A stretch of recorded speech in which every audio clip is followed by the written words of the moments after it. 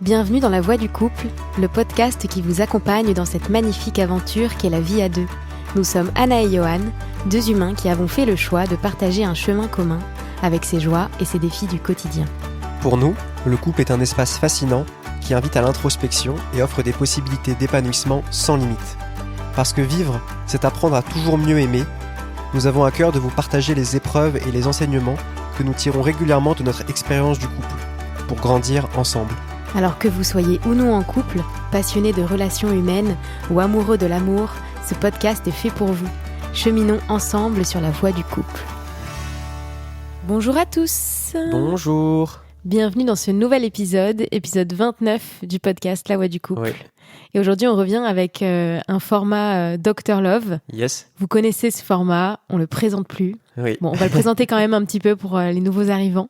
En gros, vous nous posez vos questions d'amour, de relations sur Instagram, en story, quand on ouvre les questions. Et on y répond, on fait une petite sélection et on y répond ensuite dans un épisode. Donc, je pense qu'on peut démarrer tout de suite. Ouais.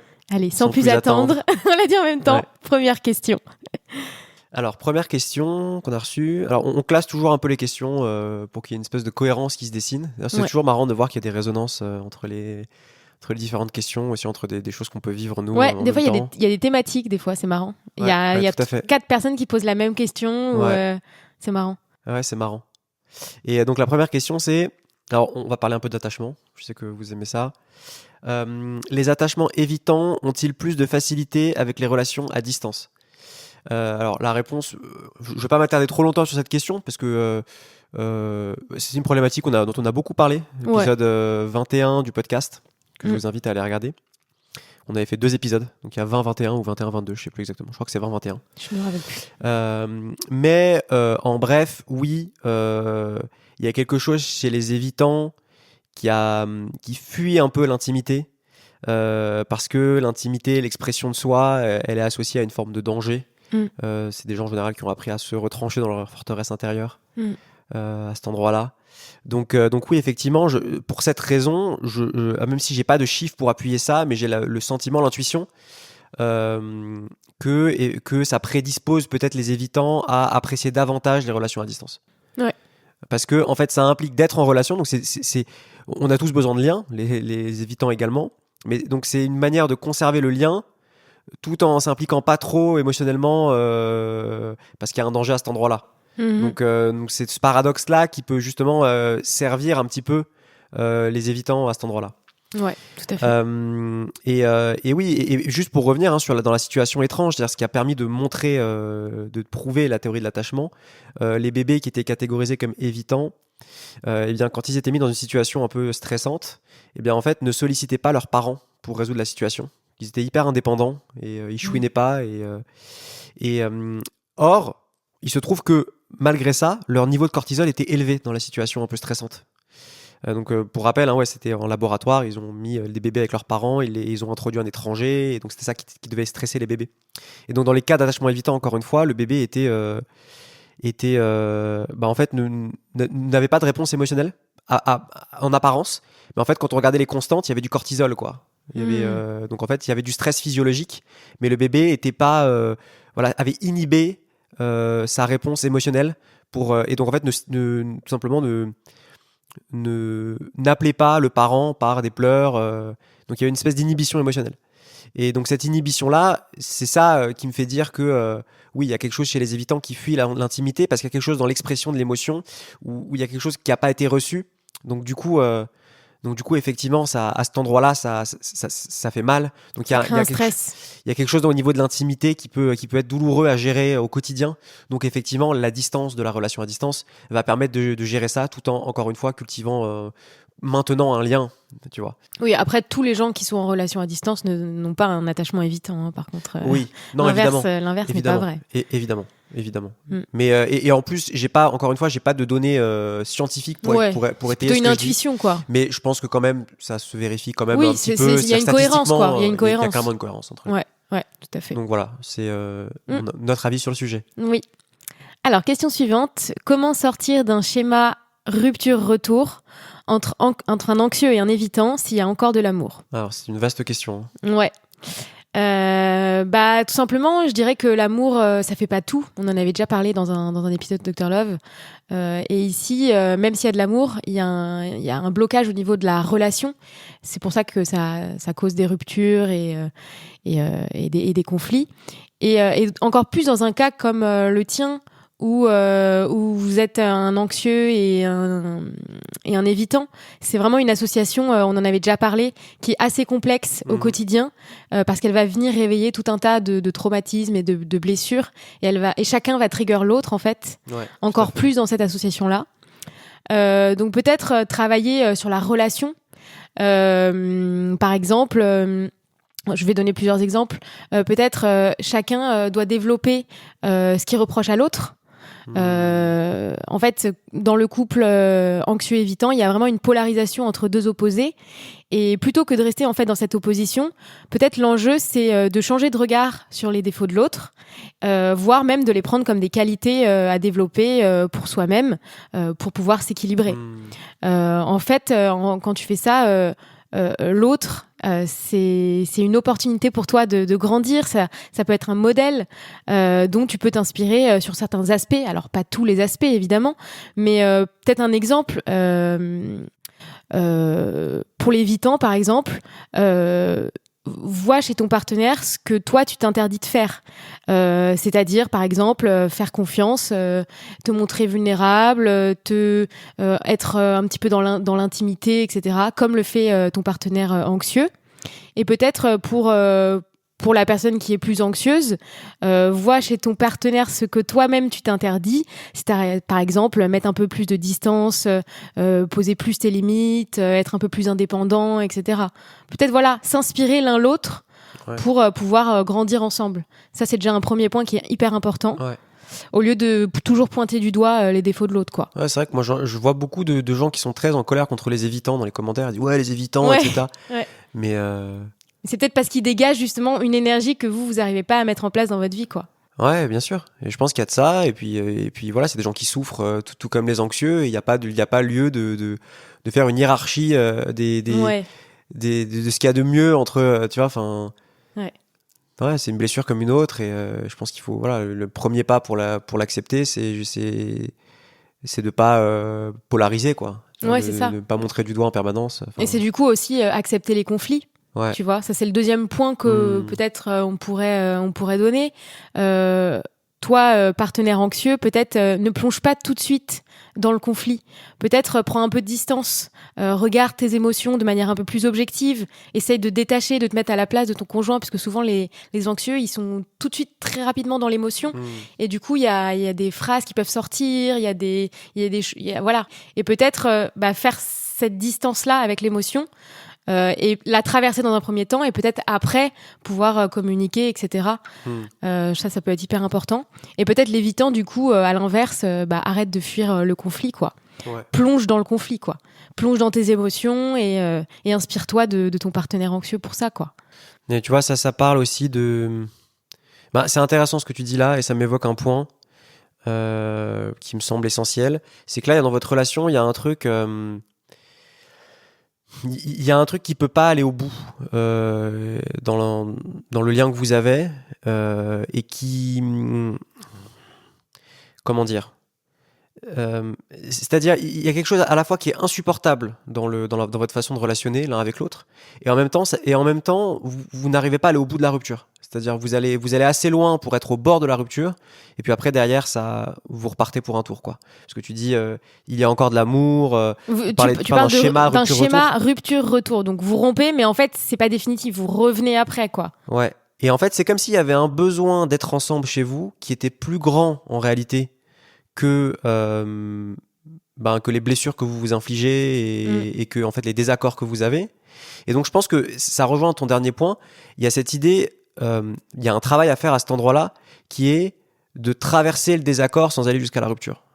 Tu vois, je pense que ça me semble essentiel. Je pense que c'est l'enjeu de tous les couples en fait en dernier accord, en dernière instance. C'est ça. Et ça me paraît important à dire, quoi. Ouais. Parce que en fait, c'est toujours le même truc. C'est la différence de l'autre qui nous est tellement insoutenable que que en fait on veut absolument changer l'autre, et ça nous amène en fait à des points de rupture. Et en fait, je pense qu'il y a quelque chose il faut prendre acte dans votre relation, qu'il y a quelque chose qui n'arrive pas à se séparer. Il y a quelque chose qui n'arrive pas, et je vais pas juger ça en fait. J'ai pas envie de dire non, il faudrait que vous vous sépariez parce que c'est dysfonctionnel. Ça, c'est un discours qu'on entend beaucoup, mais je suis pas certain en fait, parce que s'il y a quelque chose qui fait que vous restez ensemble, c'est qu'il y a quelque chose de plus fort que ça. Et ça, il faut pas le sous-estimer, tu vois. Et ce qui veut pas dire forcément que je suis pas en train de dire que vous êtes condamné à rester ensemble. Si un jour c'est trop, c'est trop. Et ouais, parfois si le seul moyen de rompre un schéma, parfois quand tout a été tenté, par exemple, c'est la rupture définitive. Ouais. Et en fait, c'est OK, tu vois. Mais là, en même temps, il y a quelque chose à l'intérieur de ta question où ça ne parvient pas à faire ça. Et donc, en fait, peut-être que pour traverser ça, l'idée, c'est justement de traverser. C'est-à-dire, c'est de prendre acte ensemble qu'il y a quelque chose qui ne veut pas se séparer. Vous êtes toujours ensemble, il y a encore de l'amour.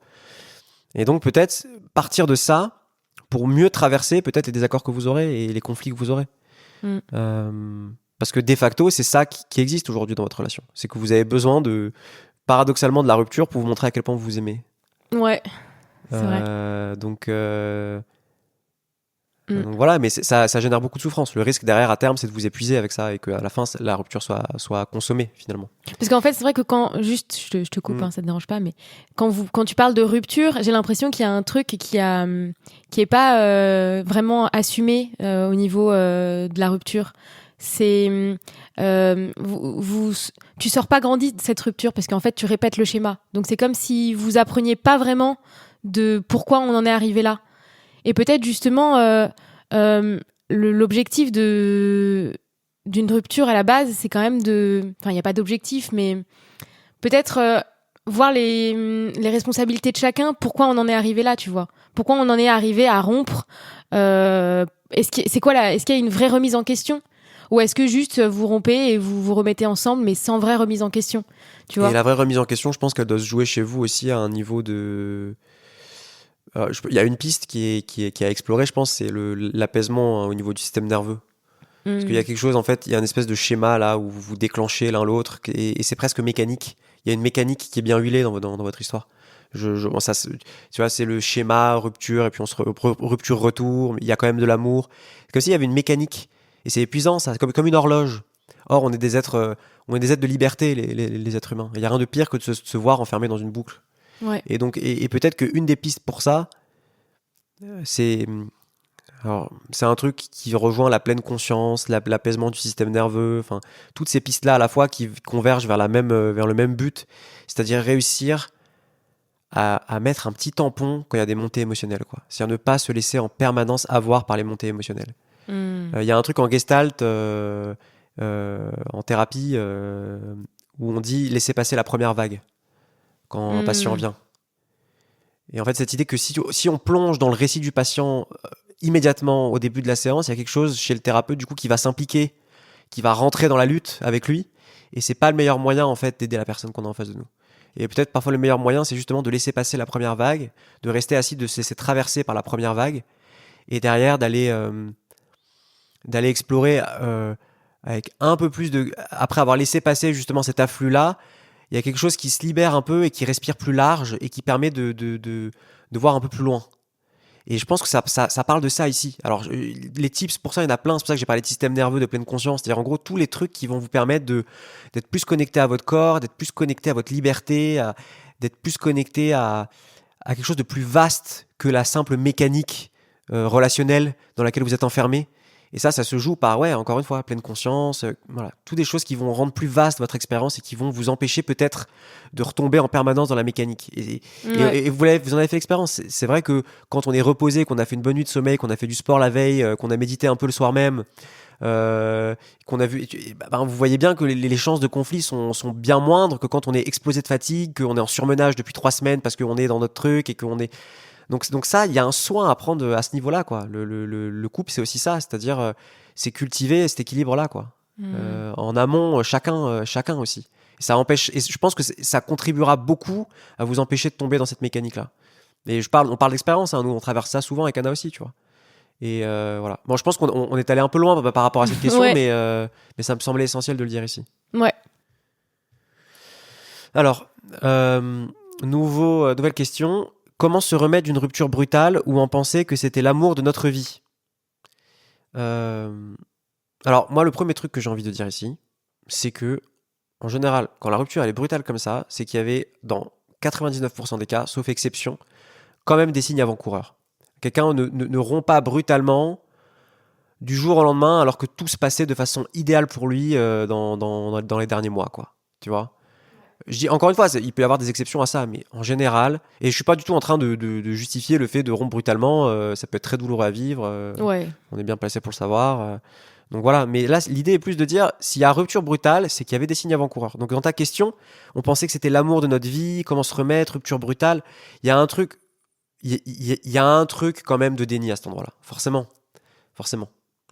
Parce que ne pas avoir vu les signes avant-coureurs, c'était déjà être, je pense, dans une forme de déni. Ouais. Et donc, ça n'enlève rien à la peine, ça n'enlève rien peut-être aussi à la blessure que tu as reçue à cause de cette rupture, et ça, je remets absolument pas ça en cause. Mais par contre, moi, ça m'interroge sur un truc, et je sais parce qu'en fait, je l'ai vécu. Ma première relation, 1 an et demi. Pour moi, c'était la femme de ma vie, clairement. Mais j'étais très peu mature émotionnellement à cette époque-là. Et en fait, elle m'a quitté du jour au lendemain, c'était très brutal. Et j'en ai voulu énormément. Je me disais, mais c'est la femme de ma vie. Mais en fait, rapidement, ça m'a pris du temps quand même, et je me suis rendu compte que, évidemment, il y avait des signes avant-coureurs, que la relation n'était pas du tout aussi idyllique et amour de ma vie que ça. Et qu'en fait, il y avait plein de choses qui n'étaient pas vues, et sur lesquelles je faisais complètement l'autruche. Mais qu'est-ce qui a fait que tu voulais pas voir ces signes aussi, que t'as pas pu les voir à ce moment-là ? C'est la question que je te pose du coup. Qu'est-ce qui fait que tu voulais pas voir ces signes ? Et peut-être qu'entamer ce travail-là, ça va te permettre peut-être aussi de mieux digérer le deuil, de mieux, tu vois, d'avoir un peu plus d'espace pour traverser ce deuil. Parce que c'est vrai que quand on est dans l'incompréhension et qu'on résout le truc en disant, mais en fait, c'est l'autre, il a été complètement méchant parce que c'était l'amour de ma vie et moi j'ai rien fait, il m'a quitté du jour au lendemain. Alors même si c'est pas ce que tu dis exactement, mais il y a cette énergie-là un petit peu dans la question. En fait, oui, c'est très difficile de traverser le deuil parce que du coup, on rejoue dans ce truc-là l'éternel scénario du gentil contre le méchant. Et en fait, les choses sont jamais aussi simples dans une rupture. Non, jamais. Et peut-être que rapatrier un peu ta part de responsabilité dans ce qui s'est passé, déjà, ça va t'aider à pas reproduire ça dans le futur. Et ensuite, ça va peut-être, je pense, paradoxalement, t'aider peut-être à mieux digérer. Sans tomber dans la culpabilité pour autant, tu vois, parce que ça peut être aussi un réflexe. Mais voilà, donc je pense à cet endroit-là, voilà, regarder de la part de responsabilité qu'on a, quoi. Et sortir de l'illusion de il y a un gentil, un méchant, quoi. Ça, c'est toujours voué à... Dans certains cas, oui, dans certains cas d'abus, effectivement, il y a... Mais l'idée est que quand on reste trop accroché, encore une fois, à une ou l'autre des figures, je suis toujours la victime. Ou on peut avoir été victime à un moment, bien sûr. Ouais, bien sûr. Il y a des gens qui sont victimes, ouais. Ça, c'est clair. Mais c'est autre chose que de passer sa vie après derrière à s'accrocher à cette identité. Voilà. Ouais, c'est tout ce que j'ai à dire par rapport à ça. Peut-être aussi, ça parle de pas penser que l'autre est acquis aussi, tu vois. Ouais, c'est vrai, tout à fait. Ouais, bien sûr. L'autre n'est jamais acquis dans une relation. Non, c'est clair. Jamais. Même après 40 ans de mariage. Ouais. Mais c'est vrai que oui, complètement. Parce qu'il y a ça aussi. C'était l'amour de ma vie. Il y a ce truc. Ouais, comme c'était l'amour de ma vie, en fait, on était fait pour rester l'un avec l'autre tout le temps. Ouais. Et c'est vrai que ça parle complètement de ça. L'autre n'est jamais acquis. Oui, c'est vrai, bien sûr. Même après 20 ans de mariage. Ouais, en fait. même nous, on a souvent des disputes où on se rend compte que là, on est allé trop loin et que l'autre, il peut partir, quoi. Mais je vais te dire, même récemment, on en a eu. Même là, récemment, moi, je suis allé un peu trop loin. J'étais en espèce de sur les projets et tout ça. Je suis parti en. J'étais surmené. Je me suis surmené et en fait, je me suis retrouvé dans des situations où j'arrivais plus à gérer émotionnellement et où je me reposais entièrement sur Anna pour ça. Et en fait, à un moment, Anna, elle m'a... Ouh là là là là, on se calme. Ouais, en fait, je la sollicitais trop, voilà. Je me posais pas entièrement sur elle, mais je la sollicitais trop, en fait, clairement. Ouais. Genre, je parlais trop de problèmes, en fait, et il y avait plus d'espace pour juste d'insouciance et en fait, à un moment, elle m'a dit, là, fais gaffe, là. T'es en train de me gonfler, tu vois. Ouais. Et genre, ça m'a fait un peu un choc. Je me suis dit, ok, là... Ce que j'ai pas réussi à prendre, le fait que j'ai pas réussi à prendre soin de moi à cet endroit-là, etc., ça a fait que j'ai pas pris soin de la relation. Et en fait, ça a eu un impact sur notre relation. Et en fait, c'est pas acquis là. Oula, c'est pas acquis en fait. Elle sera pas toujours là. Ça se trouve, je peux vraiment la gonfler en fait. C'est-à-dire, si ça continue comme ça pendant des années, peut-être qu'elle me. Ah oui, mais ça implique, moi, j'apprends à le faire. Moi, je l'ai fait assez tôt, là, je l'ai fait assez rapidement. J'ai mis ma haut-là et j'ai dit, oh là, je pose mes limites, c'est un peu trop pour moi. On prend même, je lui ai dit, si t'as besoin de partir un week-end, si t'as besoin de. Et il a compris, quoi. Non, mais j'ai compris tout de suite parce qu'en fait, il m'a fallu un peu de temps de surmenage avant de. Mais en fait, ce qui m'a mis le stop, c'est ta réaction et le fait que tu aies posé des limites. Ouais. Et que tu m'aies dit, non, là, c'est plus possible. Et là, je me suis rendu compte, ok, ma femme n'est pas acquise, quoi. Et c'est un peu ça. En fait, on se rend pas compte, mais quand on se repose trop sur la personne et qu'on a en face de nous et qu'on la sollicite de beaucoup trop pour résoudre des problèmes qui sont en fait des problèmes qu'on a générés nous-mêmes, en fait, l'énergie qu'on véhicule, c'est une énergie, en fait, de toute façon, t'es acquise. C'est comme si tu vois, et t'es dans mon environnement, je sais que je peux me reposer sur toi, t'es comme une carafe d'eau, quoi. Je sais que je pourrais toujours me servir de l'eau dans la carafe, tu vois. Non, mais c'est ça en fait. Sauf qu'en fait, la personne te rappelle que non, en fait. Non, je suis pas une carafe d'eau, en fait. Ouais. Il faut prendre soin. Ouais, complètement. Donc oui, clairement. Ouais, clairement, l'autre n'est jamais acquis, en fait. Et ça, je pense que c'est très important. Vraiment, c'est très important. Et on l'apprend tous les jours, toi et moi. Et à chaque fois qu'on le réapprend, on se dit ah ok, c'est vrai, c'est ça. Et je pense que ça renforce la relation finalement. Oui. Parce que l'idée n'est pas de jamais merder. Hein. Évidemment qu'on passe par des phases. On est humain, donc il y a toujours des phases où on n'est pas bien, des épisodes compliqués. Le tout est de savoir à un moment dire. Poser ses limites et l'autre se remettre en question, quoi. Ouais, d'où l'importance aussi de poser ses limites. Ah oui. Parce que si toi t'avais pas posé ta limite et que t'étais en mode non, vas-y, je vais prendre sur moi et tout. Bon, le problème c'est qu'après je risque de partir, quoi. Ouais, c'est ça. De partir brutalement, justement. Parce que j'ai pas su poser mes limites à temps, quoi. Donc c'est ça. C'est-à-dire savoir poser la limite, savoir la recevoir quand l'autre la pose et se remettre en question. C'est voilà. Tout à fait. Ouais. Alors, question suivante. Comment apprendre à baisser la garde pour le bien du couple ? Ouais. Hyper intéressant. Parce que baisser la garde, ça parle forcément de se montrer vulnérable, quoi. Ça parle de vulnérabilité. Ça parle de faire tomber des barrières que tu t'étais mises ou mis. Je sais pas si c'est une femme ou un homme qui pose la question. Mais ça parle finalement de plonger dans l'espace de l'intime. Et moi, je trouve que quand on pense à l'expression baisser la garde, on imagine souvent un peu un truc de laisser aller, de lâcher prise, de se laisser être, et donc un peu une forme de passivité. Et en fait, je trouve que c'est mal interprété, cette passivité. Pour moi, baisser la garde, c'est l'inverse, en fait. Il y a un truc, il y a un vrai mouvement, il y a une mise en action, il y a une vraie prise de risque dans le fait de baisser la garde. C'est pas du tout du lâcher prise pour moi. C'est, je sais pas, moi, c'est comme ça que je l'entends. Après, tu me donneras ton avis. Mais pour moi, il y a un truc qui doit tu vois, l'équilibriste là, qui doit prendre un risque et qui doit plonger dans le truc, quoi. Comme tout à l'heure, on parlait de plonger dans le conflit, il y a un truc qui doit plonger, quoi. Qui doit plonger dans l'intime. En plonger, c'était plus traverser, mais ouais. Traverser, si quoi. Tu vois, quand tu baisses ta garde, c'est pas évident, quoi. Surtout si dans tes relations passées, t'as gardé ce truc, cette blessure, que c'était dangereux, que ça pouvait être une source de danger que de baisser la garde. Ça va être d'autant plus de te demander un effort que de devoir le faire, quoi. Donc pour moi, il y a un vrai effort et c'est pas quelque chose du tout de simple et de si évident que ça, de juste tu lâches prise et c'est bon, quoi. Moi, c'est vraiment un truc à traverser qui fait peur, quoi, une montagne un peu. Mais après, une fois que tu la traverses, tu te rends compte que c'était pas tant une montagne que ça, tu vois. Je sais pas si tu vois ce que je veux dire. Ouais, si. En fait, qu'est-ce que t'entends par qu'est-ce qu'il y a à traverser du coup ? C'est quoi qu'il y a à traverser derrière ? La peur du rejet. Ouais, c'est ça. La peur de l'intimité, c'est traverser une peur. La peur en fait. De se faire avoir aussi, parce que être sur ses gardes, peur de se faire avoir. C'est genre tu vas te faire avoir en fait. Ouais, c'est ça. Et oui, mais ça parle aussi des garanties dans une relation, c'est-à-dire tu peux jamais avoir la certitude que l'autre va pas te quitter. Non, c'est pour ça que je disais que c'était une prise de risque. Donc effectivement, c'est une prise de risque. Et en fait, là, être sur ses gardes, c'est du contrôle. C'est clairement. C'est totalement du contrôle. C'est-à-dire, je relationne, mais j'accepte pas complètement l'éventualité selon laquelle ça pourrait mal se terminer. Complètement. Or, en fait, ça, c'est un truc contre lequel on peut pas se prémunir en tant qu'être humain. Ouais. On n'a pas de certitude. On n'a pas de certitude sur l'avenir d'une relation. Impossible. Ouais.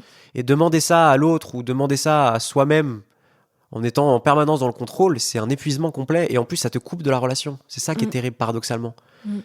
Paradoxalement, c'est-à-dire en voulant se préserver, on se coupe de la relation quand on est sur ses gardes. Ouais.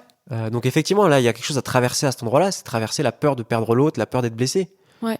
La peur de la vulnérabilité aussi. Peur de la vulnérabilité, et peut-être aussi une autre peur. Peut-être que ta peur de baisser la garde, elle est aussi liée au fait que tu places un peu des attentes irréalistes sur ton partenaire, sur ta relation, et que peut-être que baisser ta garde, c'est potentiellement te mettre face à la réalité, en fait. Ouais. Tu vois aussi, de prendre le risque de te confronter à une réalité que tu veux pas admettre. Ouais. Il peut y avoir ça aussi, ce truc-là.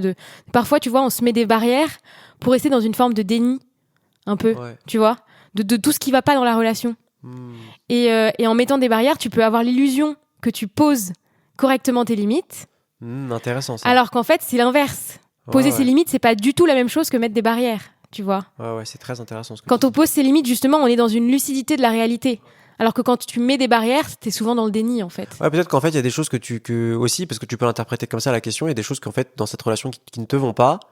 Et plutôt que de traverser aussi le conflit, de dire ça et de risquer la rupture. De prendre le risque du conflit. Prendre le risque du conflit. Tu te fermes comme une carapace, quoi. Il y a un truc qui se ferme comme, je suis là, mais je suis à moitié là, quoi. C'est ça. Et ça, c'est le meilleur moyen pour que ça explose à la fin. Hein. Ouais, malheureusement. Parce que vous êtes à moitié. Quand chacun est à moitié là dans une relation, parce que j'imagine que si toi, t'es à moitié là, c'est que tu réagis peut-être à la personne en face de toi qui est à moitié là, si c'est le cas de figure qu'on envisage, parce que ça se trouve, c'est autre chose, mais en tout cas, c'est une hypothèse.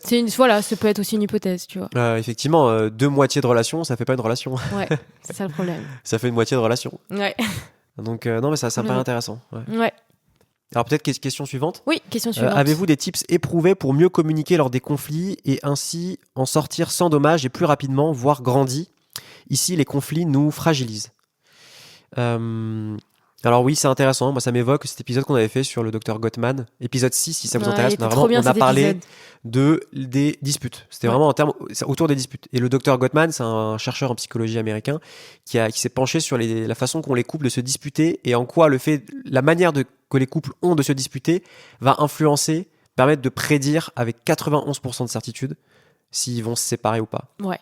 Donc juste, en fait, premier truc, c'est que c'est pas la présence de conflit. Et ça, tu sembles bien le dire, parce que tu dis, on pourrait vivre le conflit différemment et en sortir grandi. Effectivement, c'est pas la présence de conflit qui détermine si un couple va se séparer. Va se séparer ou pas du tout.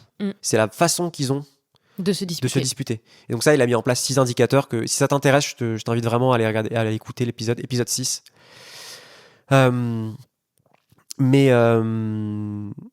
Moi, ce qui me paraît intéressant aussi, c'est qu'il y a un indicateur dont j'ai envie de parler ici, qui est même pas un des 6 d'ailleurs, mais qui est un truc un peu en parallèle, qui fait partie des études du Dr Gottman. C'est cette idée que y a un ratio émotion positive, émotion négative pendant que les couples abordent un sujet conflictuel. Ouais. Et que en gros, les couples qui sont en danger ont un ratio en moyenne de 0,8 émotions positives pour une émotion négative quand ils parlent d'un sujet de tension. Donc ça veut dire quoi ? Ça veut dire qu'ils ont du mal à désamorcer la tension. Hein ? Ça veut dire que la négativité prend le pas sur les tentatives de désamorcer le truc avec des petits traits d'humour ou des choses comme ça. Ok. Hein ? Et au contraire, chez les couples heureux qui sont en bonne santé, qui ne se séparent pas, il y a un ratio de 5 émotions positives pour une émotion négative quand ils évoquent un sujet, qui est un sujet de tension. Donc ça veut dire quoi ? Ça veut dire que dès qu'ils évoquent un sujet de tension, chacun sait comment désamorcer et enrober ça avec du positif. Ouais. Pour faire passer la pilule. Et ça, c'est hyper intéressant en fait. C'est hyper intéressant parce que ça parle de ça. Et en fait, c'est vrai que... c'est un skills, hein. C'est un skills en fait. Ouais. C'est un skills de savoir désamorcer la montée émotionnelle. Et ça parle du truc dont on a parlé sur les anxieux évitants. C'est-à-dire que quand on est trop le nez dans le guidon là, et qu'on est tout de suite dans l'action-réaction à chaque fois que à chaque fois que notre partenaire nous fait la moindre remarque, comprend tout hyper personnellement aussi. Tout de suite, en fait, c'est très mauvais pour la santé du couple à terme. Et au contraire, la capacité à être toujours avec un espèce de un pied dedans, un pied en dehors, capacité à être toujours un peu en recul par rapport à ce qui est en train d'arriver. Ok, il y a un sujet de tension, mais en même temps, je sais que ça va bien se passer, tu vois. Ouais. Et ça, cette capacité, quand les deux conjoints l'ont, et même quand un seul des conjoints l'a, en réalité, ça désamorce le truc, quoi. Ouais. Genre, c'est hyper important. Et donc, du coup, donc tu me dis des tips pour mieux gérer les crises.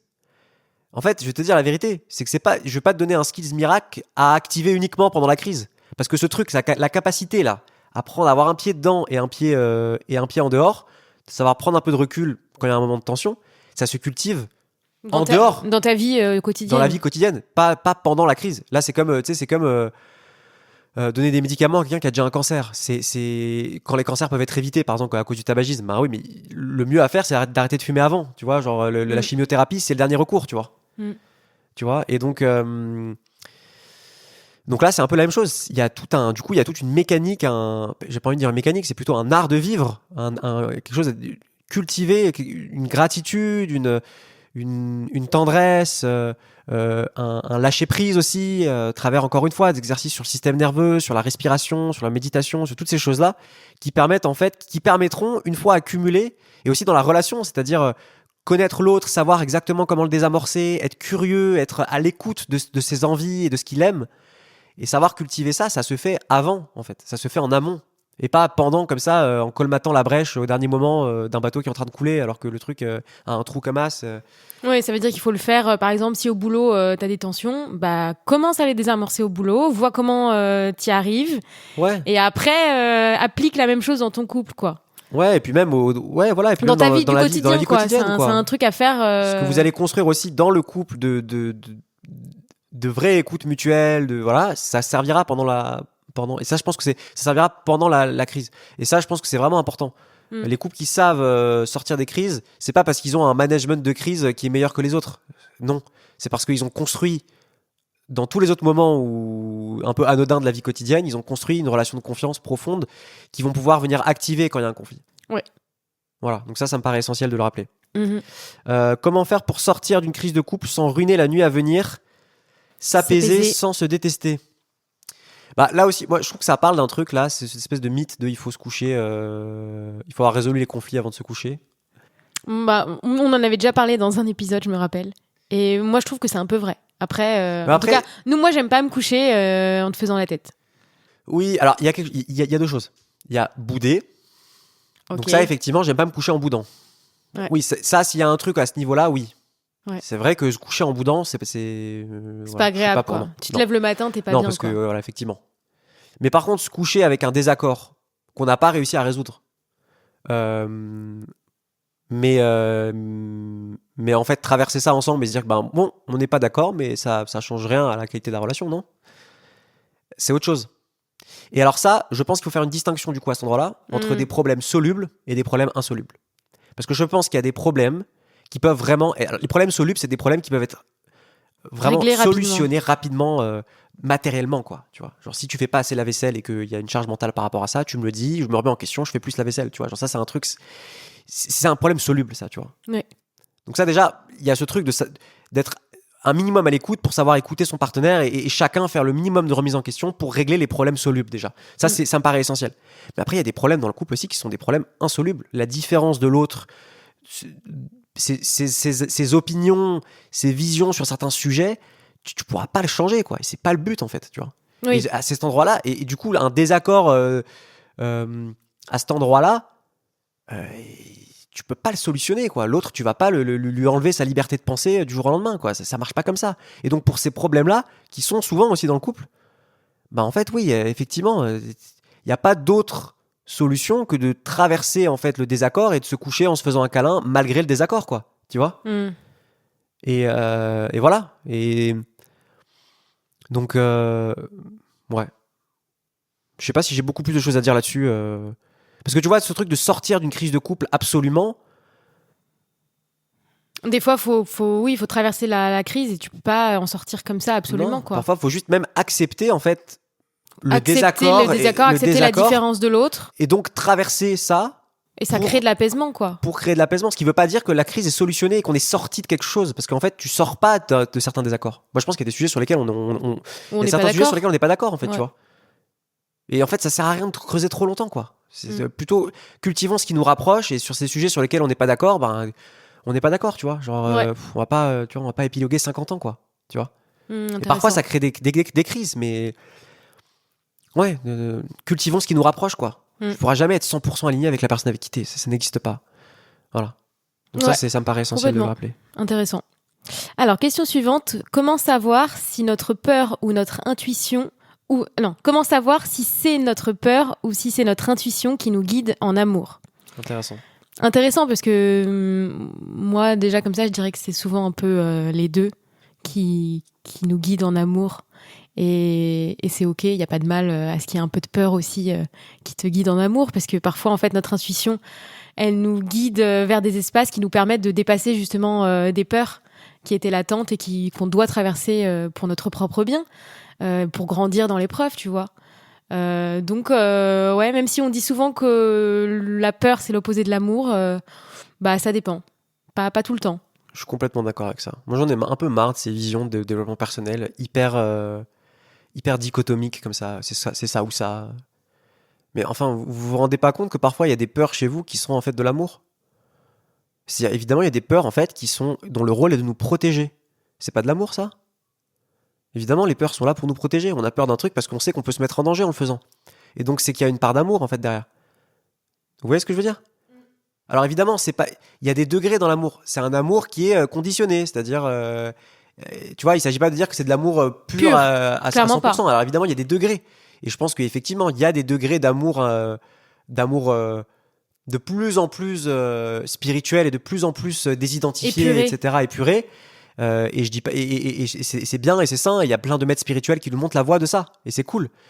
Mais je pense que il y a un truc de lucidité aussi, de changer notre regard sur nos peurs, parce que si nos peurs c'est de la peur et c'est le mal, ben ça va pas t'aider à les traverser. Hein. Au contraire, moi ce qui m'aide à traverser mes peurs, c'est de comprendre qu'en fait c'est de l'amour.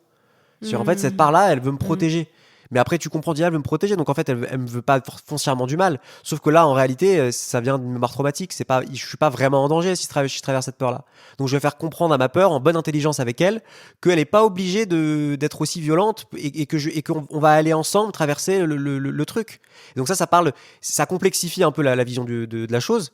Mais en fait, je pense que c'est beaucoup plus aidant plutôt que de diaboliser sa peur et de l'opposer toujours à l'amour et dire une peur, c'est opposé à l'amour. Non.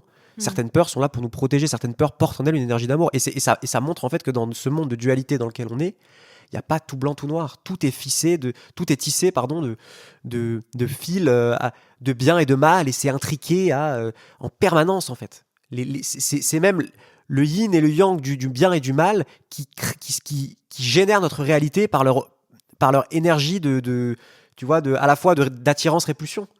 Tu vois, tout ça crée la réalité. La réalité est tissée de bien ou de mal. De bien et de mal ensemble. Tu vois. Et voilà. Et donc peut-être que... Ouais, est-ce que c'est la peur? Pour venir à ta question, est-ce que c'est la peur ou l'amour? Ben, c'est sûrement les deux en fait. Hein. Souvent, quoi. Souvent, pour accéder à plus d'amour, il faut traverser une peur. Ouais. Après, s'il y a un schéma toxique quand même derrière... Voilà, c'est ça. Ça, je pense que c'est intéressant à dire aussi. C'est-à-dire qu'effectivement, si tu vois qu'il y a un pattern derrière qui génère de la toxicité relationnelle parce qu'en fait, il y a quelque chose qui te protège de façon un peu compulsive et qui c'est pas le même et qu'en fait, ton système nerveux a complètement en fait s'est habitué à être en mode survie en permanence. Et c'est plus distinguer finalement la peur de quelque chose de sécurité, tu vois, de l'ordre de la sécurité. Là, c'est autre chose. Ouais. Là, c'est autre chose. C'est comme pour tout, il n'y a pas de vérité universelle. Ce que je viens de dire, c'est une partie de la vérité, mais en même temps, effectivement, s'il y a quelque chose dans ton système nerveux qui est brisé à cet endroit-là et que tu sais plus distinguer entre les deux, là, il y a un travail à faire. Et donc, oui, la réponse pourrait être, effectivement, t'es en mode survie parce qu'il y a quelque chose qui est brisé, il y a des mémoires traumatiques qui est trop forte, qui n'a pas été traversée. Et dans ce cas-là, oui, c'est peut-être de la peur il n'y a pas de vérité universelle. Mais ça me semblait quand même important peut-être de rompre un petit peu avec cet a priori selon lequel il y aurait soit la peur, soit l'amour. Cette approche trop dualiste. Ouais. Ce qui ne veut pas dire qu'il ne faut pas rechercher l'amour. Hein. Attention. Mais ouais, les deux sont intriqués, quoi. Voilà. Alors, question suivante. Comment arrêter de chercher la brebis à 5 pattes sans pour autant essayer les opportunités qui ne mèneraient à rien? Point non-correspondance. Alors ça, j'ai envie de te citer... Attends, juste pour dire, moi j'avais... La brebis à 5 pattes, c'est j'avais l'air con, hein, mais j'ai explosé de rire quand j'ai lu la brebis à 5 pattes parce que je connaissais pas l'expression. Et en fait, tout simplement, une brebis à 5 pattes, c'est quelque chose de rare, quoi. Ouais, enfin un truc qui n'existe pas, peut-être. Un truc qui n'existe pas, mais un idéal, quoi, un peu, tu vois. J'avais pas capté. J'ai envie de te lire une phrase d'Angelo Follet, qui est un thérapeute que j'adore. On l'a invité plusieurs fois dans le podcast. Salut à lui, d'ailleurs. Et donc, il a récemment fait un post qui parle exactement de ça. Les errances amoureuses subies par de nombreuses personnes actuellement n'est en réalité pas un symptôme, mais bien la solution élaborée par ces célibataires au long cours. l'absence de quelqu'un à sa hauteur comme remède à leur faille narcissique. Alors c'est un peu complexe. C'est un peu violent, mais non, un peu complexe aussi. Peut-être tu peux expliquer plus simplement. Je trouve que ça résonne très fort. En fait, l'idée, il y a un truc chez toi qui est très fort, c'est de toute façon, je trouve personne à ma hauteur. Oui. C'est ça l'idée. Hein. Donc ça, c'est la première partie de ta phrase. On analysera la deuxième partie après. Mais je trouve personne. Je cherche quelque chose qui n'existe pas. Et en fait, je pense qu'effectivement, ça, c'est un moyen. Ce qui résonne très fort dans cette phrase, c'est que c'est un moyen de se protéger de la relation. En fait, la relation, elle va toujours te mettre face à des choses, à des angles morts chez toi, des choses pas belles, qu'on veut pas regarder en face chez nous, et que la relation fait ressurgir. Nous sommes des êtres de relation, nos relations font ressurgir des parts de nous qui sont pas plaisantes. D'accord ? Et le travail de la relation, justement, pour que ça se passe bien, c'est que ces parts remontent, et c'est de faire un travail de conscience pour les reconnaître et les intégrer. D'accord ? Donc du coup, en se protégeant, en se réfugiant dans le truc, de toute façon, moi, je trouve pas de chaussures à mon pied, je cherche une perle rare. Il y a un truc qui, pour moi, refuse la confrontation avec un autre qui pourrait mettre en lumière des parts de toi que t'as pas envie de voir. Donc c'est en ça, la phrase d'Angelo sur la faille narcissique, c'est une façon de combler une faille narcissique, en fait. C'est une façon de se dire, de toute façon, c'est pas ma faute, il y a personne qui est à ma hauteur, donc c'est tout. Mais en fait, je pense que c'est un moyen de se protéger de la relation et de ce que ça pourrait révéler chez toi. Ça, c'est le premier point. Et ensuite, le deuxième point, c'est sans pour autant essayer les opportunités qui ne mèneraient à rien. Mais comment tu sais que ça mène à rien ? Ça, c'est encore une fois le mythe de la rencontre. C'est-à-dire, tu penses que c'est pendant la rencontre et les premières étapes, les opportunités, tu les appelles ça, les opportunités, c'est ça, hein, c'est quand tu rencontres quelqu'un, quoi, tu vois. Et tu les condamnes a priori en disant ça mène à rien. Comme s'il y avait quelque chose dans la rencontre qui pouvait t'assurer que ça mènerait à rien. Mais encore une fois, la rencontre amoureuse, c'est un moment dans lequel, en fait, on montre la part de nous qui est la plus lumineuse, qui est la plus belle. Évidemment, tout le monde fait ça. Tout le monde fait ça pendant une rencontre amoureuse. C'est évident. Et même si parfois on peut dire des choses sur nous qui sont un peu difficiles, on peut se livrer en vulnérabilité. Tu t'es pas mal livré, oui, ouais. mais quand même. Ouais. Mais quand même. Tu vois bien que malgré ce que j'ai pu dire de moi, oui, je savais pas tout. Il y a des choses que tu as découvertes après dans mes comportements où tu t'es dit voilà, ok, ouais. Et moi aussi, pareil, tu vois. Ouais. Évidemment, au début, on est tout beau, tout gentil, tout sexy, et puis après, tu vis avec la personne, vous habitez ensemble parfois, et puis ça devient compliqué. Donc cette idée que non-correspondance, les opportunités qui mènent à rien, c'est absurde. La relation, elle se construit pas pendant la rencontre, elle se construit quand tu rentres en relation. Elle se construit quand tu investis le lien et la relation. Donc tu peux pas savoir a priori si alors évidemment après il y a une intuition sur les gens, évidemment s'il y a des trucs d'incompatibilité que tu vois direct la personne, il y a des trucs évidemment si tu le sens tout de suite quoi, c'est non, tu vois. Donc ça évidemment il s'agit pas de nier ça, mais par contre le truc de dire des opportunités qui ne mèneraient à rien, t'es pas certain en fait. T'es pas certain en fait parce que encore une fois quoi, la personne avec qui tu te mets, c'est pas la personne avec qui tu vas relationner. On a changé Anna et moi depuis qu'on s'est rencontrés, on est totalement différent, mais vraiment quoi. Ouais. Et vraiment. On évolue. On a énormément évolué, mais grâce à la relation, grâce à ce qu'on a construit ensemble, grâce à la métamorphose qu'on a pu peut-être traverser et vivre de par le fait que la relation nous a chamboulé et nous a mis face à des choses dont on ne pensait même pas qu'elle pouvait ressortir. Oui, en fait, tu te mets en relation, tu te mets en couple à la base avec un être humain, pas avec un objet figé qui ne correspond pas, quoi. Donc pour moi, ça parle de tout ça, ta question, de façon très forte. Et en fait, il y a quelque chose qui se protège, là. Ouais. Il y a peut-être un truc aussi et ça va peut-être résonner avec la question d'après, d'énergie à placer dans la rencontre. Je sens qu'aussi dans la question, il y a un truc de lassitude, quoi. Ouais. J'en ai marre de chercher la perle rare, je la trouve pas. Il y a un épuisement aussi, je trouve. Peut-être que tu peux embrayer sur ça. Et du coup, la question d'après, c'est justement ça. C'est comment trouver de l'énergie pour tenter une nouvelle relation amoureuse. Alors, je connais pas le background de la personne qui nous a envoyé cette question. Elle nous a pas trop dit. Donc, on va faire peut-être deux grandes hypothèses. Peut-être la première hypothèse, c'est que tu es célibataire et que finalement, tu n'as plus d'énergie à mettre dans la recherche d'un partenaire. Il y a tellement de célibataires qui sont épuisés par le milieu du dating. Et franchement, ça se comprend. Cette façon un peu de dater comme on consomme, finalement, c'est très énergivore. D'autant plus si, en plus, ça mène jamais à rien quelqu'un par la suite, tu peux vraiment perdre confiance en toi, perdre confiance en l'amour, et t'as sûrement un sentiment de saturation. C'est un peu comme après un repas où t'aurais trop mangé et t'as juste envie de rouler, t'affaler. Peut-être là, la simple idée en fait de te remettre en mouvement pour rencontrer une nouvelle personne, ça peut te dégoûter parce que t'es découragé, quoi. T'es déçu, et il y a plein de célibes qui ressentent ça en ce moment. Et justement, tu sens tu te sens accablé en fait par cette pression de devoir absolument trouver quelqu'un qui est parfait, qui est la bonne personne pour toi, etc. Et tu parviens pas à atteindre cet objectif. Et du coup, t'es frustré et t'es un peu en échec. Du coup, peut-être un premier conseil que je te donnerais, c'est de pas mettre trop d'attentes et de pression sur la rencontre. Et peut-être aussi de changer ta perspective sur la rencontre. C'est un peu ce qu'on disait. De plus la voir justement comme un objectif. Par exemple, pour la question d'avant, de trouver la brebis à 5 pattes. Mais plutôt justement de voir la rencontre comme une occasion de rencontrer des gens sans attendre un résultat immédiat, quoi. Ouais, ça c'est très important. Tu vois, on l'a déjà dit plein de fois et on continuera de le répéter en fait. Mais c'est une action qui est cultivée pour l'action et pas pour un but. Et pas pour un objectif, quoi. C'est le Tao, c'est la voie, quoi. Mais le truc, c'est que dans les applis de rencontre, il y a un truc un peu de consommation, donc forcément, il y a un objectif à atteindre aussi. Sûr. Tu vois. Donc peut-être se détacher de cet objectif de la rencontre pour trouver la bonne personne. Juste la rencontre pour la rencontre, quoi. Tu vois. Pour avoir l'opportunité de rencontrer des gens, tu vois. Avec qui tu t'entends plus ou moins bien. Voilà. Donc ça, c'est peut-être la première hypothèse.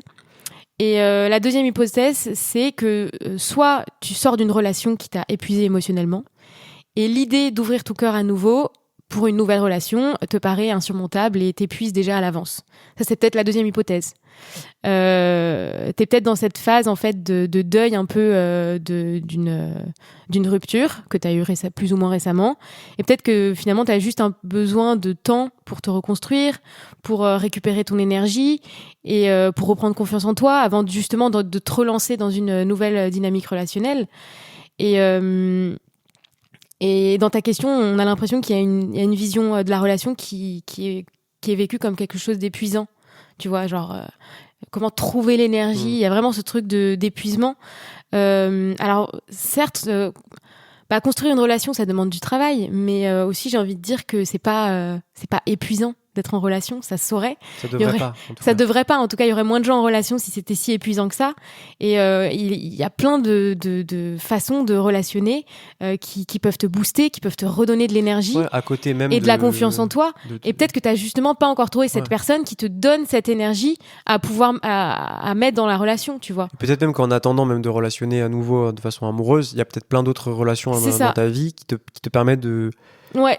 Justement, juste d'être en relation, soit avec des amis, des thérapeutes. C'est ça. Encore une fois, c'est un conseil qu'on pouvait donner aussi, c'est de prendre du temps pour toi, de prioriser des activités qui t'énergisent, qui te nourrissent. Et des gens aussi avec qui tu sens... et des relations que t'as déjà et qui te nourrissent, quoi. Ouais, tout à fait. Ouais. Non, c'est intéressant. Ouais. Je pense que c'est à peu près les deux hypothèses, quoi. Et peut-être aussi pour la première hypothèse, aussi sortir de ce truc-là de la vision du dating comme une compétition, quoi. Ou alors comme un test de compatibilité en fonction de critères ultra définis. Où il y aurait un but, le but ce serait de se mettre en couple et on parce va que y arriver. Ça, honnêtement, faire ça, c'est épuisant. Et c'est normal que tu t'épuises, en fait. Enfin, c'est normal. Puis c'est sûr, c'est ce truc de la dopamine, quoi. C'est-à-dire que comme tu sais que tu peux en rencontrer 50 000, parce que chaque personne est réduite à un profil et que voilà, potentiellement, il y a quelque chose de l'ordre, mais lui, il est pas mal, mais est-ce que je pourrais pas avoir mieux, quoi, tu vois. Parce que à partir du moment où on se présente comme des produits, aujourd'hui, tu vois, tu fais des PowerPoint sur toi, etc. En fait, si tu te présentes comme un produit, je peux trouver un meilleur produit, quoi. Tu vois, c'est que tu vas sur Amazon, effectivement, tu vas passer ou n'importe quel marketplace, j'en sais rien, moi. Et tu vas passer 40 vas regarder les avis. Regarder les meilleurs avis pour le meilleur truc. Tu vas avoir 50 marques chinoises ou je sais pas quoi. C'est compliqué de choisir dans ces cas-là. Mais ça vient retirer tout ce qu'il y a de beau dans une rencontre. C'est-à-dire... Alors, je suis pas en train de critiquer a priori les apps de rencontre parce que je pense qu'il y a beaucoup de gens qui se rencontrent comme ça et c'est très bien, tu vois. Mais par contre, c'est plutôt l'esprit avec lequel tu le fais. La façon de les envisager. Et je comprends que ce soit épuisant, ça, effectivement. Ouais. D'ailleurs, je pense que ce serait intéressant de faire un sujet sur les applications de rencontre. Tout un épisode dessus. Ouais, parce que je pense qu'il y a vraiment beaucoup à dire là-dessus, quoi. Je comprends la lassitude par rapport à ça. Franchement, moi, rien que d'y penser, ça me... Ce mode de rencontre-là où t'enchaînes des profils, que tu swipes... Ouais. Ok, et je vois le truc cool derrière ça, et je vois que ça peut parler à plein de gens, mais je vois aussi le côté épuisant que ça peut avoir, quoi. Ouais. Donc, ouais, ça me paraît essentiel. Et alors, justement, on va rester dans ce thème-là de la rencontre. Alors, les questions importantes à poser à son partenaire au début d'une relation pour connaître ses compatibilités. Alors, je vais te décevoir beaucoup, mais je pense pas. Ça revient sur ce qu'on a dit sur la rencontre. C'est pas en posant des questions à quelqu'un pendant une rencontre que tu vas être certaine que tu vas être compatible avec la personne, quoi. Enfin... Ça se vit aussi au quotidien, une compatibilité. Et puis, au-delà de ça, je suis pas en train de dire qu'il faut pas s'intéresser à ce que la personne est pour essayer de voir s'il y a des atomes crochus. Évidemment que tout le monde fait ça pendant une rencontre, je dis pas l'inverse. Mais par contre, je remets en question le fait de poser des questions comme étant le moyen de parvenir à ça. Je suis d'accord, je suis totalement d'accord. Parce que poser des questions, c'est quoi ? C'est du mental, en fait. Et puis la personne, elle peut mentir. Puis la personne, elle peut mentir pour te faire plaisir. Et puis c'est de la... C'est du récit. C'est très mental, c'est très désincarné, ça, les réponses à une question. Moi, je peux te répondre à 50 questions. Tu vois, qu'est-ce que ça va dire de moi, en fait ? Ce qui sera intéressant, ce que ça va dire de moi, c'est plus la façon que je vais avoir d'y répondre, dans mon corps. L'instinct que toi, tu vas avoir dans la façon que moi, je vais avoir de répondre à ce que tu me dis. La façon dont nos deux corps se répondent l'un l'autre dans l'interaction.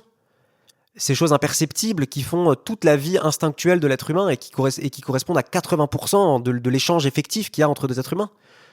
Qui sont des choses très, très animales, très instinctuelles, très instinctives, tu vois.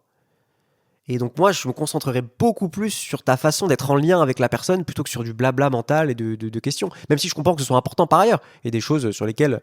Mais bon, ça, je veux pas c'est pas moi qui vais te faire la liste des trucs. Il y a des trucs, bon voilà, peut-être que t'as des red flags pour toi, des choses qui sont vraiment importantes, ben, tu les communiques et voilà. Mais en dernière instance, ta question, elle véhicule l'idée que c'est ça le plus important.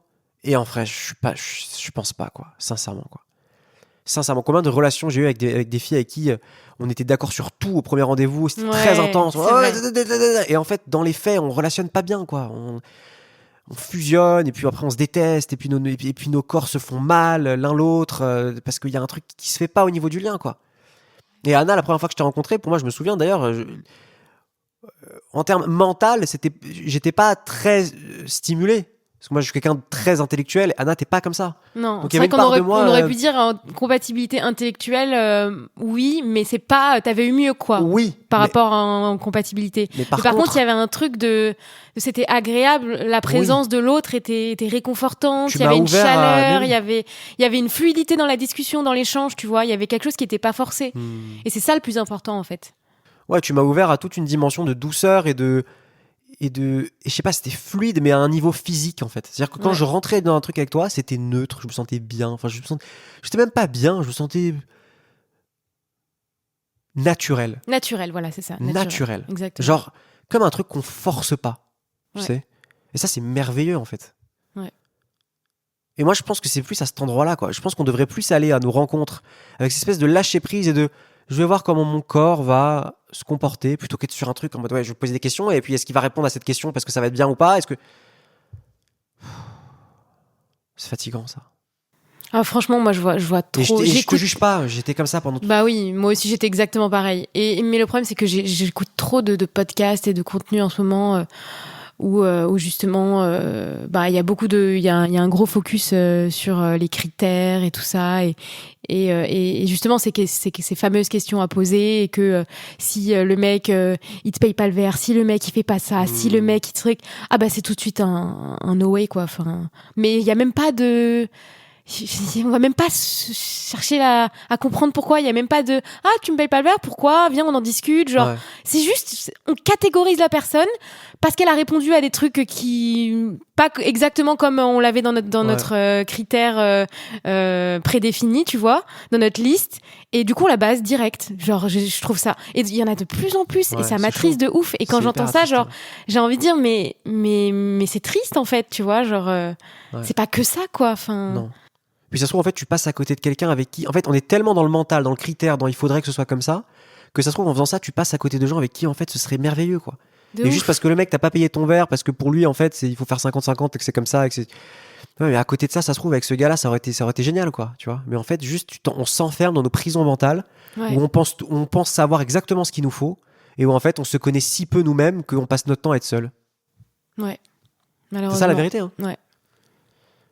Ouais, complètement. Et à souffrir de cette solitude. Après, il n'y a pas de mal à être seul, encore une fois, mais on en souffre. On en souffre parce qu'on est emprisonné dans notre prison du mental, là, qui pense savoir exactement ce qu'il faut pas faire. Mais il y a un contrôle, il y a trop de contrôle. En fait. La relation, justement, elle t'ouvre au non-contrôle. La personne va mettre en lumière des choses chez toi. Ouais. Ouais. Je pense qu'on peut s'arrêter là sur. Ouais, je pense que c'est. Ouais. On pourrait en parler encore des heures. Alors, question d'après. Comment rencontrer et construire quand on n'est pas fixe plus de 1 à 3 ans à cause de son boulot?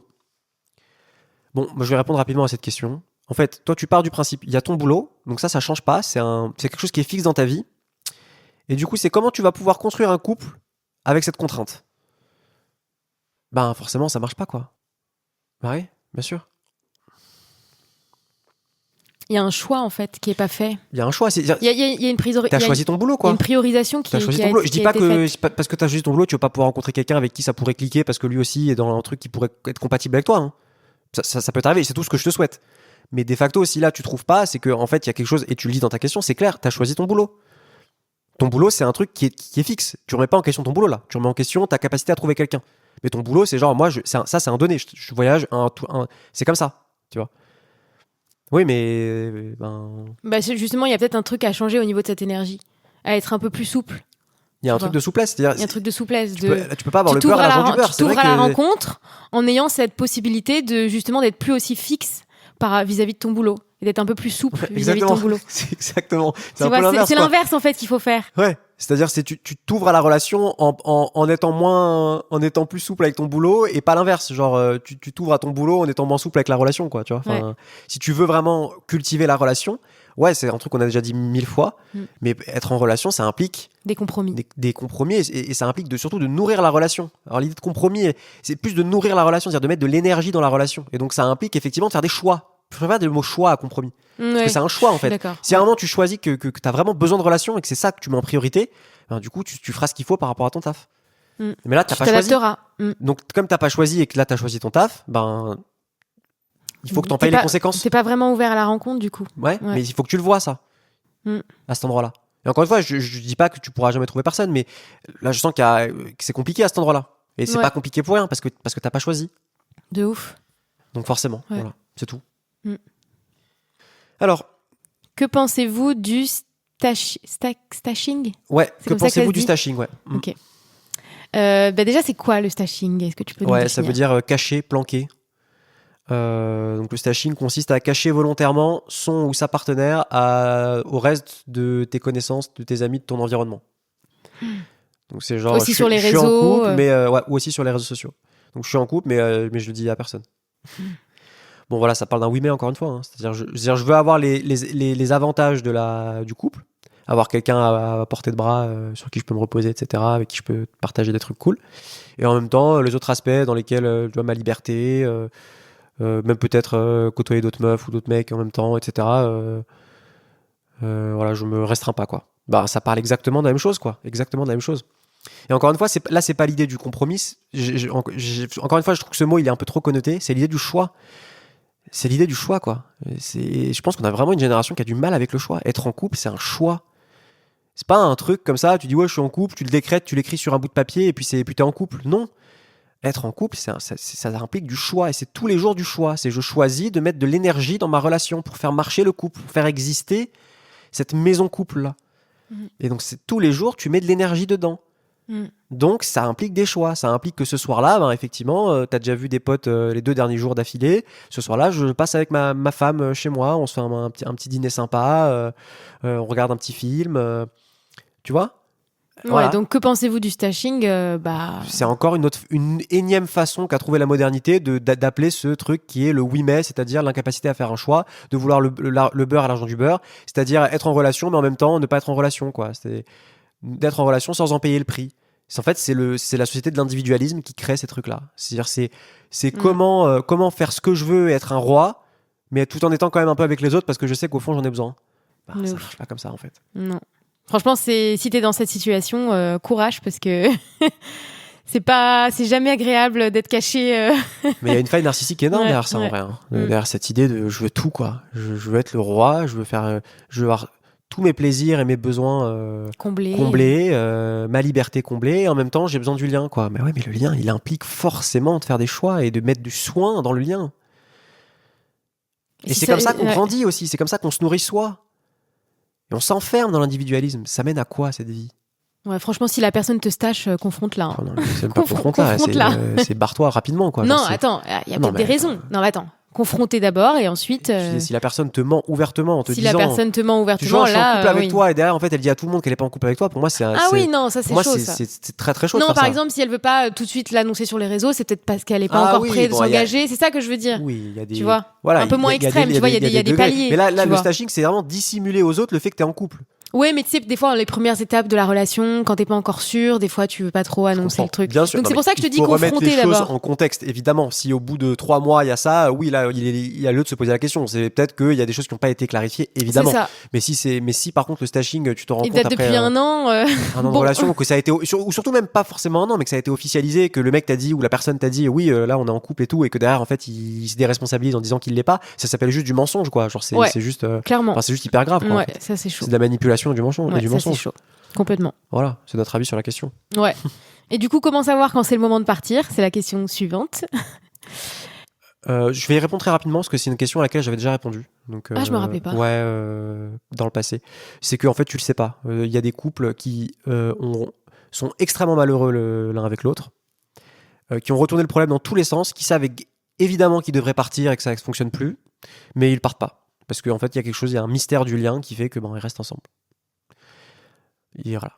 Et donc du coup, donc ça montre bien que savoir que tu dois partir, ça a jamais été un truc déterminant dans le fait que tu vas partir. Il y a plein de gens qui savent qu'ils devraient partir mais qui partent pas. Donc en dernière instance, tu peux pas savoir. C'est ton corps qui va le faire, qui va se jeter, qui va dire là j'en peux plus. Voilà. Et ce qui parlera à cet endroit-là, ce sera pas un savoir intellectuel, ce sera un truc. Corps. Encore une fois, ce sera qui va ouvrir la porte. Ça va ouvrir la porte et tu vas t'engouffrer dedans. Voilà, c'est tout. Aussi simple que ça. Carrément. Alors. Simple mais compliqué. Je veux pas dire que c'est pas simple du tout. Évidemment, une rupture c'est pas simple, mais ouais. Ça se joue au-delà du mental, quoi. Ça se joue avec le mental aussi, parce que faut pas disqualifier le mental, mais ça se joue aussi beaucoup dans le corps et dans ta capacité à sauter dans le vide avec ton corps. Complètement. Ouais, tout à fait. Ouais. Alors, la question suivante, c'est pourquoi ce besoin douloureux de bloquer une personne pour se protéger de ses propres émotions ? Je pense que tu as déjà répondu un peu à la question. Besoin de bloquer une personne, déjà pour se protéger, justement. Par exemple, se couper de comportements qui sont abusifs pour toi, pour créer une forme de distance aussi, du coup, libérer peut-être un espace entre toi et la personne, te défaire d'une charge émotionnelle, par exemple, qui t'épuiserait, qui serait trop intense, et t'as pas trouvé forcément d'autres moyens de le faire que de bloquer la personne. Et peut-être un dernier point, je dirais pour finalement mettre un point final à une relation et éviter toute tentative de renouer un futur lien quand par exemple tu sens que tu n'as plus l'énergie là de discuter et d'affronter la personne dans le moment présent. Souvent on a cette idée que bloquer c'est mal. Même moi je l'avais. Et puis récemment on a été confrontés aussi dans notre vie personnelle à ça. Et parfois bloquer c'est nécessaire. C'est juste et c'est ok et c'est pas toujours le mal absolu que de bloquer quelqu'un. Tu vois, je pense qu'on avait déjà répondu à cette question dans le passé et j'avais blâmé les gens qui bloquent. Peut-être maintenant je comprends que c'est pas si simple que ça, tu vois, qu'en fait le tout c'est d'en tirer les conclusions et l'apprentissage, de prendre conscience des conséquences déjà du fait de bloquer sur la personne, d'avoir conscience que tu la blesses, d'avoir conscience de l'impact que ça peut avoir sur l'entourage, etc. Et surtout de comprendre pourquoi t'en es arrivé à bloquer la personne. En fait, tire-en les apprentissages. Dans un monde idéal, c'est pas du tout la meilleure façon de faire. C'est ça, exactement. C'est très violent en fait de bloquer quelqu'un. Mais malheureusement, si on arrive à cette extrémité-là, c'est aussi parfois qu'on a l'impression qu'on n'a plus le choix parce qu'on n'a pas posé des limites avant. Ça, peut-être que t'as fait trop confiance trop rapidement, que t'as pas su poser tes limites, que t'as pas su garder une distance saine justement avec cette personne et que finalement elle a pris tellement de place dans ta vie que en fait il faudrait maintenant que tu mettes autant d'énergie pour faire machine arrière et que peut-être t'en as plus la force en fait. C'est peut-être ça aussi parfois pourquoi on bloque quoi. Donc c'est vrai que c'est pas le meilleur procédé de communication du tout. Et en même temps, on fait ça pour se protéger, quoi. Quand on pense qu'on a épuisé, justement, ça parle de l'épuisement aussi dont on parlait tout à l'heure. Tout à fait. Quand on s'est épuisé dans une relation à vouloir solutionner les trucs et qu'en fait, en dernier recours, on se rend compte qu'il y a quelque chose qui est éminemment bloqué. Ouais. Éminemment bloqué. C'est marrant, le jeu de mots. Et donc on bloque. Ouais. Parce que c'est bloqué. Parce qu'en fait, on sait si on rentre à nouveau dans une boucle et qu'on essaie de s'expliquer, on peut repartir dans une énième boucle et on n'en veut plus de ça. Et on sait que malheureusement, comme on n'a pas construit et qu'on n'a pas mis les limites qu'il fallait pour empêcher ce type de schéma, en fait, on se voit, on se dit, ah ok, ça fait déjà 5 fois qu'on est rentré dans cette boucle. Là, si jamais j'ouvre la discussion et qu'on en parle à nouveau, ça peut repartir. Et je n'en veux plus. Et je me sens impuissant. Et j'ai l'impression d'être dans une mécanique. Et le seul moyen que je trouve, c'est parce que je me sens éminemment bloqué, c'est de te bloquer. Ouais. Et il ne s'agit pas de bloquer pour bloquer comme ça, parce qu'on a la flemme, en fait. C'est bien plus que non. Ça. Alors, si c'est ça et que tu n'as pas fait de ton mieux, effectivement, mais je pense que c'est rarement ça. Non, il y a des gens qui bloquent parce qu'ils ont la flemme. Si, il y en a. On en a déjà parlé. Mais ça, je pense que c'est des gens, effectivement, là pour le coup, je trouve ça très limite. Très lâche. Ouais. Mais quand on le fait parce qu'on est épuisé, encore une fois, c'est pas le meilleur moyen du tout de communiquer, mais je vais pas vous jeter la pierre. Voilà. Je vais pas vous jeter la pierre. Ça arrive. Ouais, on est humain. Je comprends ce qui peut amener à faire ça. Ouais, même si c'est violent, c'est vrai. Ouais. Mais voilà, toujours garder ça en tête et ne pas te remettre dans une situation dans le futur. Donc faire ta remise en question de pourquoi tu bloques, quoi. Ouais. Alors, avant-dernière question. Alors, que faire quand on a des complexes pendant le sexe avec son partenaire ? Entre parenthèses, sentiment de honte. Alors, ce qui m'intéresse là-dedans, c'est que la honte, c'est un sentiment qui se construit dans un contexte relationnel. Hein, on n'a pas honte tout seul. Ou alors, si on a honte tout seul, c'est que c'est dans son propre regard, par exemple. Je me regarde, je fais « je me trouve moche, j'ai honte ». C'est toujours parce qu'on a intériorisé le regard des autres, un regard blessant des autres. Hein ? Ouais. Et souvent, même la honte, en réalité, dans beaucoup de cas, elle naît parce qu'on se sent regardé et on se sent jugé. Donc pour moi, l'idée de la honte pendant le rapport, là, elle parle plus d'un contexte relationnel alors, elle parle aussi d'une blessure que tu portes, parce que tout le monde n'a pas honte. Donc, c'est qu'il y a quelque chose à cet endroit-là qui est blessé dans le lien, mais ça parle d'un contexte relationnel. Donc, c'est pour ça que peut-être une solution à ça, c'est d'interroger le contexte relationnel dans lequel la honte naît. Et là, en l'occurrence, le sexe. Le contexte relationnel de la relation sexuelle et de la personne avec qui tu fais ça. Avec qui tu t'engages là-dedans. Et donc pour moi, ça parle éminemment de communication, de vulnérabilité. Est-ce que tu sens que tu peux être vulnérable avec cette personne ? Est-ce que tu sens que c'est un blocage qui vient de toi, mais que tu sais que tu pourrais être reçu si tu acceptais d'en parler, et que ça pourrait peut-être t'aider à traverser ce sentiment de honte que tu as intériorisé? Ou est-ce que tu sens qu'il y a quelque chose chez la personne qui te met mal à l'aise aussi, tu vois, qui renforce ce sentiment de honte, hein? Encore une fois, la honte, c'est l'endroit où se rencontre une blessure liée au regard des autres qu'on porte en soi et un regard des autres.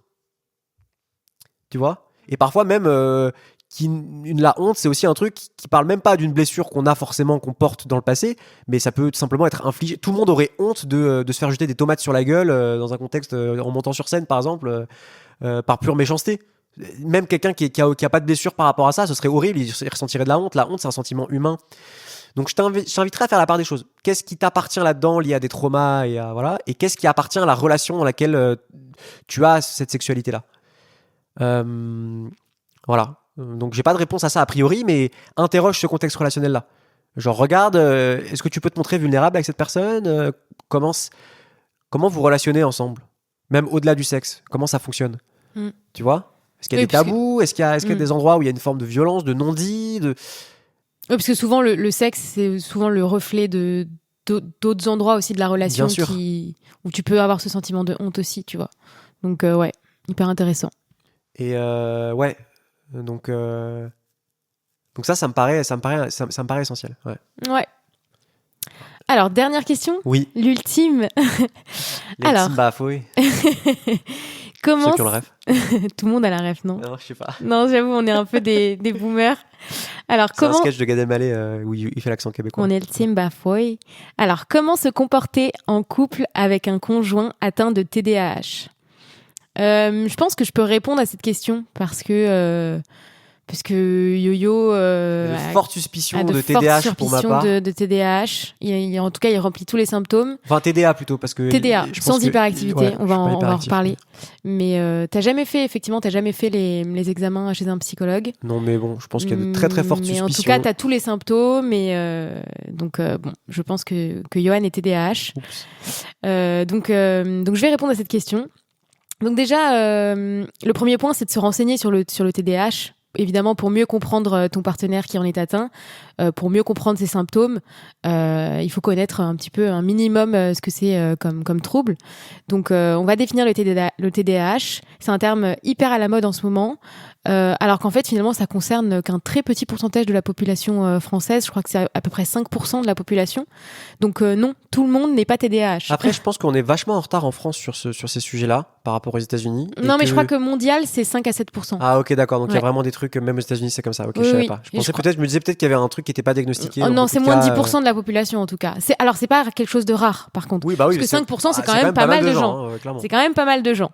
Mais tout le monde n'est pas TDAH. Voilà. C'est ça le premier point. Le TDAH, c'est un trouble du déficit de l'attention avec ou sans hyperactivité qui affecte la capacité de concentration, la capacité pour organiser ses pensées, pour réguler ses comportements. Et c'est un trouble qui se caractérise généralement par 3 grands symptômes principaux.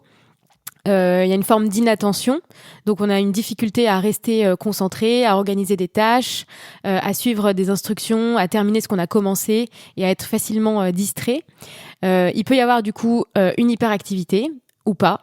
L'hyperactivité, c'est un besoin constant de bouger, d'être dans le mouvement, dans l'action. On a du mal à rester calme, immobile, surtout dans des situations où cela est attendu. On a du mal à se poser, quoi.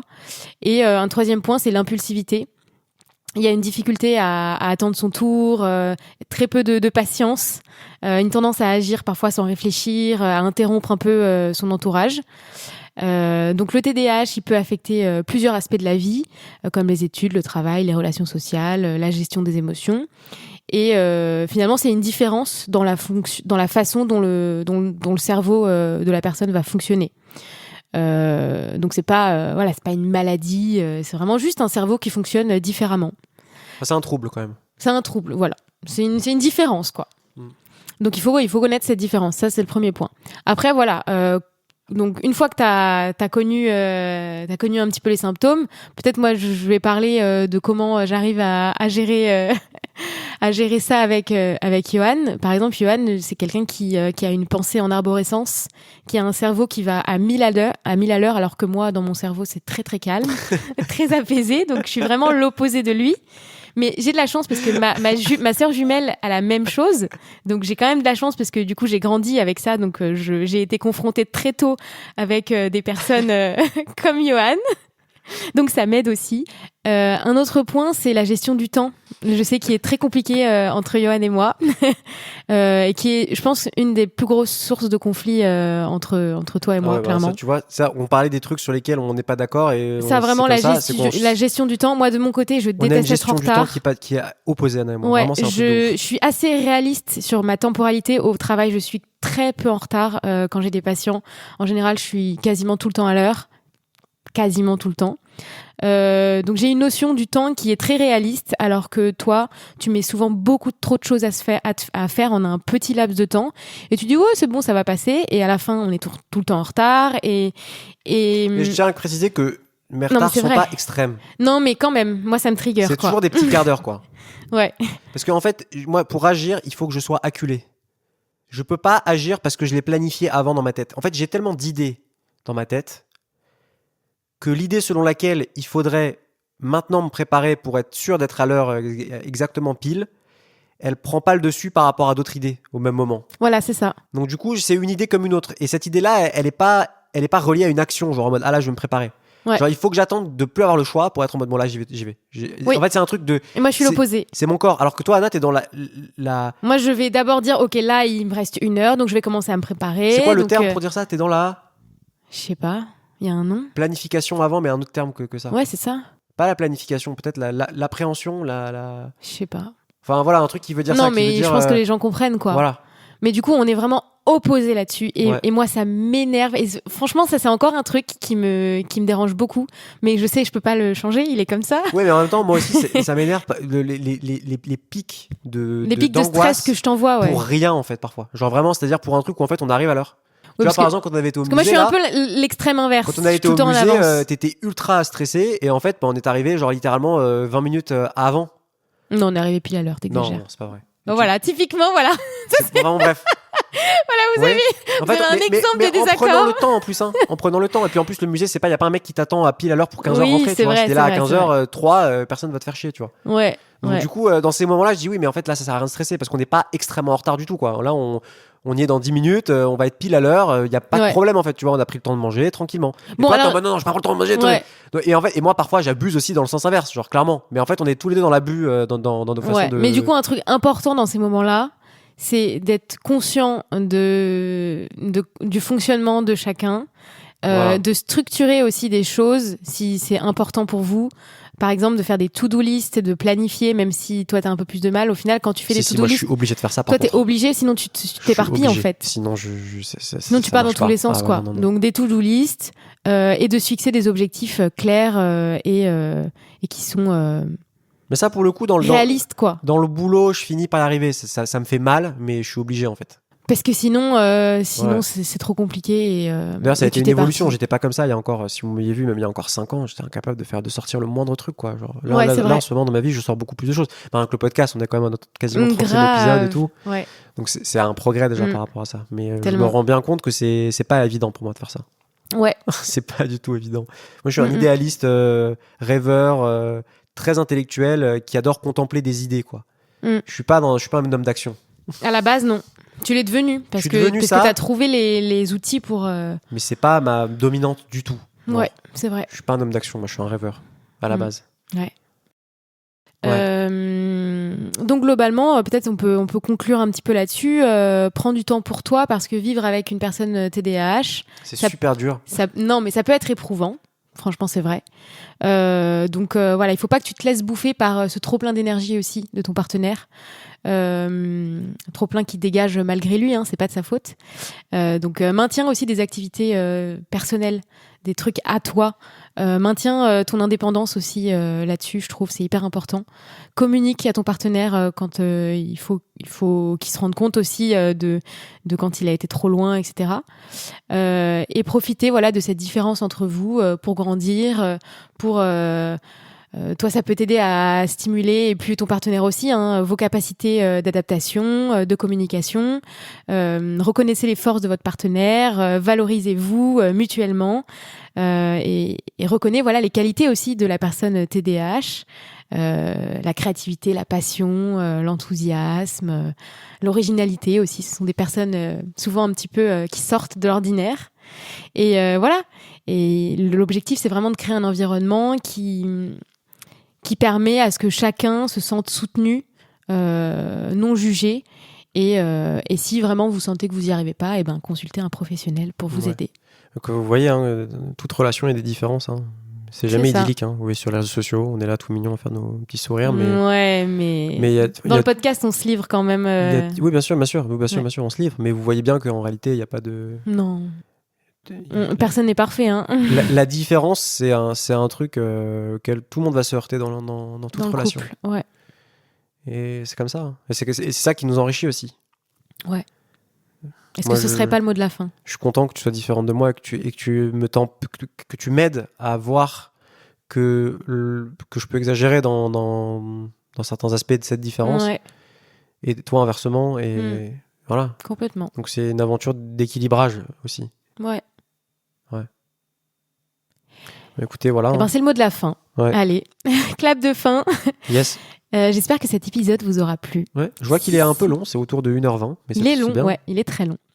Mais c'est un épisode pour pré-Saint-Valentin. Pré-Saint-Valentin. On s'est dit qu'il fallait quand même répondre à vos questions là-dessus. Et donc, si vous avez aimé cet épisode, n'hésitez pas à le partager à votre entourage, à mettre un petit like, à commenter sur Spotify aussi. Je crois qu'on peut faire ça. Ouais, commenter ou mettre noter. Mettre un like, noter. Et à nous suivre aussi sur nos réseaux sociaux. Tout à fait. @La Voix du Couple. On est sur toutes les plateformes. Facebook, Instagram, TikTok, YouTube. Voilà. Et voilà, on vous dit au prochain épisode. Yes. Ciao, ciao. Ciao, ciao.